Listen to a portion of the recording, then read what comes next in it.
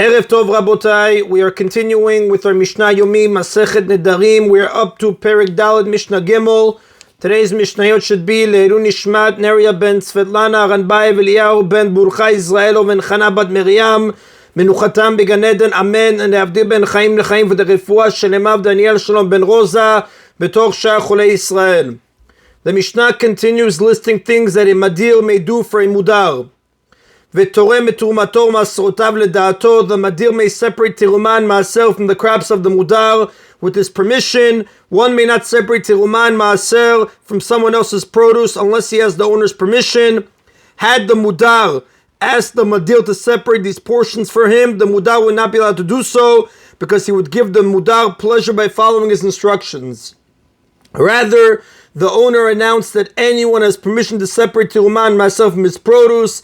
This way the Madir has the necessary permission to separate them, but he is not directly obeying the Mudar, which would be forbidden. Rather, he is acting on his own. If the Madir is a Kohen, he may bring offerings in the temple for him.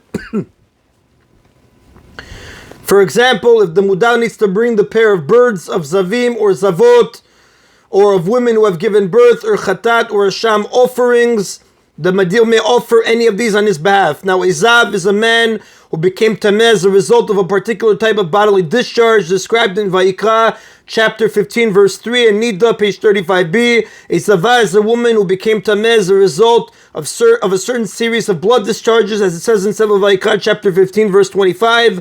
A woman becomes Tameh upon giving birth. After completing the process that makes them Ta'or, all of these people must bring certain animal offerings, and if they cannot afford the animal offerings, they must bring a pair of either turtle doves or pigeons, and the Chatat and Asham offerings are brought to atone for certain sins, as it describes in Vayikra, chapters 4 and 5. In performing the temple service, a Kohen acts to fulfill God's commandments and not as a favor for the owner of the offering. Therefore, the Madir is not considered to be giving the Mudar any benefit. Now, the offerings listed here are merely examples. The Mishnah's ruling applies to all other kinds of offerings as well. Umlamdo midrash halachot v'agadot, the Madir may teach him the oral Torah, which includes explanations of psukim from the Torah, the laws received at Sinai, and the midrash teachings. These are all parts of the oral Torah. Midrash refers to the laws of the sages derived from biblical verses. Halachot are laws taught by Hashem to Moshe at Har Sinai and passed down by word of mouth from one generation to the next.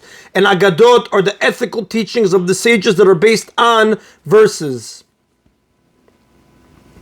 So Midrash, Halachot, V'Agadot, he may teach him the oral Torah, which includes explanation of biblical verses, laws received at Sinai, and Agadot teachings. Since it is forbidden to take payment for teaching the oral Torah, the Madir does not save the Mudar any money by teaching him for free. As for the fact that he is learning Torah from the Madir, that is not considered a benefit because of the rule, mitzvot lav le'anot nitnu, the commandments were not given for the purpose of deriving benefit, meaning the benefit of a mitzvah is not regarded as a benefit in matters of halacha. Although one may not take payment for teaching the oral Torah, if a teacher is unable to work at a different job because of the time he spends teaching, he may be compensated for his time. This has become the common practice. Nowadays, therefore, a Madir is forbidden to teach even the oral Torah to the Mudar for free. However, he may not teach him the written Torah, the 24 books of Tanakh. This is because one who teaches the written Torah is permitted to take payment. Therefore, by not charging him, the Madir benefits the Mudar. Now, teaching the written Torah includes teaching the symbols that break up the verses into phrases. In the times of the Mishnah, the written Torah was learned from scrolls, like our Torah scrolls, and they did not have punctuation marks. Reading and understanding the verses were aided by these symbols, which were not written down but were taught orally from teacher to student. The symbols were not part of the Torah as taught to Moshe, but were established later by the Anshe Knesset Gedolah, the men of great assembly. One may therefore take payment for teaching them because it is permitted to take payment for teaching rabbinic laws. Now, the Mishnah refers to places where people were usually paid for teaching the written Torah. In places where the practice was to teach the written Torah for free, the Madir is allowed to teach it to the Mudar just as he is allowed to teach him the oral Torah. Aval melamedu et banav et benotav mikra, but he may teach even the written Torah to the Mudar's sons and daughters. Although every Jewish man is obligated to teach his sons Torah, the Madir may help him perform this mitzvah because fulfilling a mitzvah is not considered a personal benefit like we explained earlier. Now it's true that the Madir, had he not taught his sons, the Mudar might have had to pay someone else to do so. However, this is different. It's not considered a benefit either because it was not hard to find someone who would teach her children for free. V'zan et ishto v'et banav, the Madir may support the Mudar's wife and children, even though the Mudar is obligated to pay for their food, as the obligation is discussed in Ketubot, chapter 4, Mishnah 4, and chapter 5, Mishnah 8.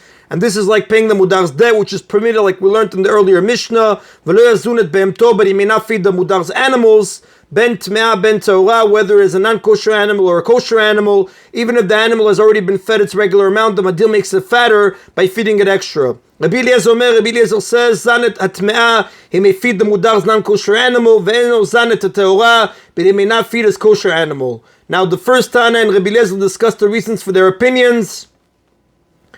Amrulo, the sages said to Rabbi Eliezer, Ma ben tme'ah le'teorah, what is the difference between a non-kosher animal, which you say that the Madir may feed, and a kosher animal, which you say that he may not feed? Surely the Mudar receives benefit even when his non-kosher animal is fed, since he gets fatter. Amar le, he said to them, She'atorah nafshah l'shamayim v'gufah shelo. The difference is that when a kosher animal is slaughtered, its life departs, meaning its life goes to heaven, but its body belongs to the Mudar and that he may eat it. Therefore, if the Madir makes it fatter, he benefits him because there will be more meat for him to eat. But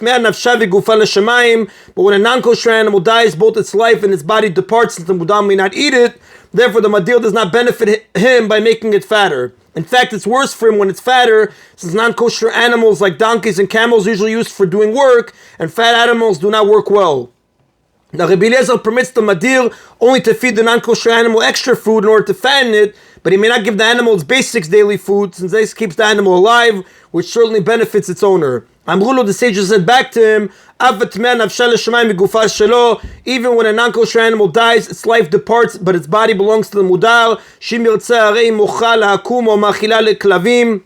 Because if he wants, he can sell it to idolaters or feed it to his dogs. Therefore, he does benefit if it becomes fatter, since there will be more meat to sell or feed to his dogs.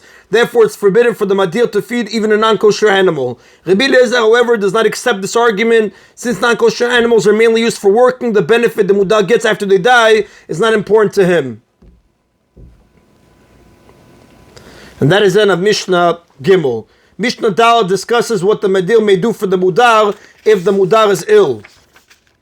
If someone is forbidden by Neder to have benefit from another and then he becomes sick, and the Madir enters the Mudar's home to visit him, Omed avalo yoshev, the Madir may stand during the visit but he may not sit.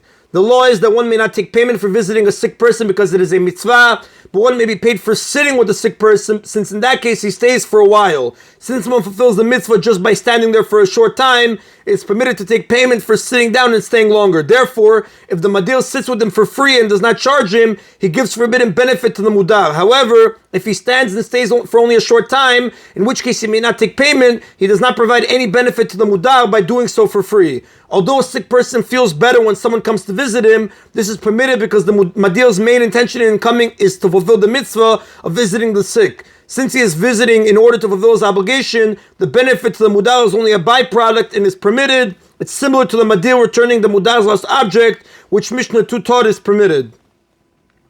And if the Madir has medical knowledge, he may heal the Mudar, a healing of his body, but not a healing of his possessions, meaning his animals. Meaning, the Madir may heal the Mudar himself, because his main purpose is to fulfill the mitzvah of healing the sick, and not to do him a favor.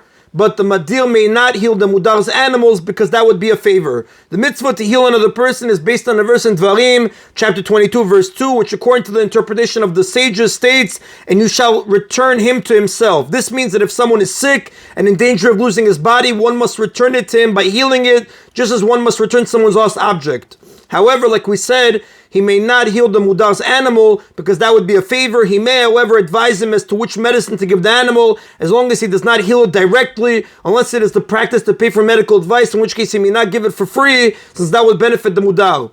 The Mishnah forbids the Madir to heal the animal only when someone else is available to do so, otherwise the Madir may heal himself. Since the animal will die if it is not treated, healing it is like returning a lost object to its owner, and we have learned that returning a lost object is permitted. Healing the mudar himself, however, is always permitted, even if another doctor is available, because healing a person is a mitzvah, regardless of whether someone else can do it instead. Other activities involving the madir and mudar, the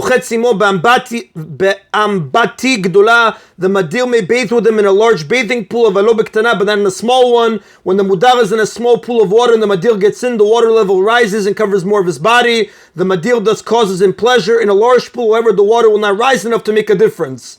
The madir may sleep with them in the same bed. Now, clearly the Mishnah does not refer to a case in which the bed belongs to the madir, since then the mudar would be receiving the benefit of sleeping on the madir's bed. The items listed in the Mishnah's following cases, couch, table, platter, or food, also do not belong to the madir. Either they belong to the mudar or to a third party. The madir may sleep with them in the same bed. Rabbi Yehuda says, now there's no dispute here, the commentators explain, Rabbi Yehuda is explaining this statement. Bimot HaChamad, this is permitted only during the summer, but not during the winter, because then the madir benefits the mudar by warming him up. And the Rav does tell us, the madir may recline together with them on the same couch to eat a meal. In the times of the Mishnah, people ate while reclining on couches. Even in the winter, we are not concerned that the madir might fall asleep next to the mudar and thereby keep him warm. They do not warm each other noticeably just by sitting together. The madir may eat with him at the same table, and we are not concerned that the madir will share his food with him. Since one made a neder not to receive benefit from the other, we may assume that they are not on good enough terms to give food to one another. But they may not eat together from the same serving platter, because the madir might unintentionally leave a sizable portion of food for the mudar, benefiting him. However, the madir may eat together with him from a serving platter that is passed around. This is a platter that holds a very large amount of food, far more than the guests require. Therefore, even if the madir does not take any food from it, the mudar does not gain anything. If they work together, the madir may not eat with them from the big bowl, literally the trough, a long bowl shaped like a trough of food that is placed in front of the workers. Although the bowl is large, it contains only just enough food for all the workers, because workers eat a lot. So we're concerned that the madir might deliberately leave a sizable portion of food for the mudar to take, as in the case of a regular serving platter that we spoke about earlier. The madir may not work with him, harvesting grain in the same row of the field, because when the madir cuts down some of the grain, it will clear space for the mudar to work more easily, benefiting him. These are the words of Rabbi Meir. But the sages say, the madir may work in the same row if he is in a section that is far away from him, because then he will not benefit him directly. Rabbi Meir, however, says that they may not work in the same row even if they are far from each other, out of concern they might come to work near each other, which everyone agrees is forbidden. And the Rav does tell us, that Echad does not follow Rabbi Meir. That is the Nabotai of today's Mishna Yomi. Baruch Adonai Leolam. Amen v'amen.